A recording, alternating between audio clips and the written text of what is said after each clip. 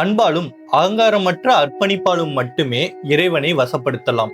அதற்கு உதாரணம்தான் ராதை.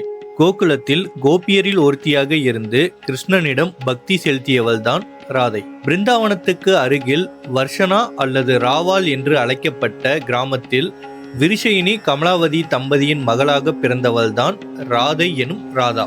கிருஷ்ணன் பிறந்தது போலவே இவள் பிறந்ததும் அஷ்டமியில்தான். கண்ணனை நேசித்து அன்பு காட்டி அவனுக்கு சேவை செய்வது ஒன்றே ராதையின் லட்சியமாக இருந்தது. குழந்தை பருவம் முதல்லே சதா சர்வகாலமும் கிருஷ்ணா கிருஷ்ணா என்ற நாமத்தை இடையராது ஜபித்துக் கொண்டிருந்தாள் ராதை.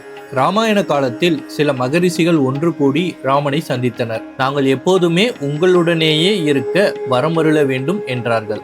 ராமபிரான், எனது அடுத்த அவதாரத்தில் உங்கள் விருப்பத்தை நிறைவேற்றுகிறேன் என வாக்களித்தார்.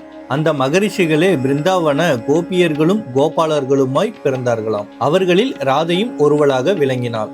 ராதையும் கிருஷ்ணனும் இணை பிரியாமல் வாழ விரும்பினர். ஆனால் ஒரு நாள் கிருஷ்ணன் ராதையை பிரிய நேர்ந்தது. அதாவது கம்ச சம்ஹாரத்துக்காக கிருஷ்ணர் மதுரா செல்ல நேர்ந்தது. கோபியர்கள் அவரை தடுத்தனர். கிருஷ்ணர் அவர்களிடம் கடமையை நிறைவேற்ற வழிவிடும்படி கேட்டுக்கொண்டார். ராதைக்கு கிருஷ்ணர் இனி பிருந்தாவனம் வரமாட்டான் என்பது புரிந்தது. அவள் மன உறுதியோடு கிருஷ்ணனை அணுகினாள். கிருஷ்ணா, உன் அம்சத்தில் ஒரு பகுதியை புல்லாங்குழலில் நிறைத்து என்னிடம் கொடுத்துவிடு. அதிலிருந்து வரும் குழலோசையில் உன்னை கண்டு உன் பிரிவை மறந்து நான் வாழ வழி செய் என்று கேட்டாள். அப்படியே செய்தார் கிருஷ்ணர்.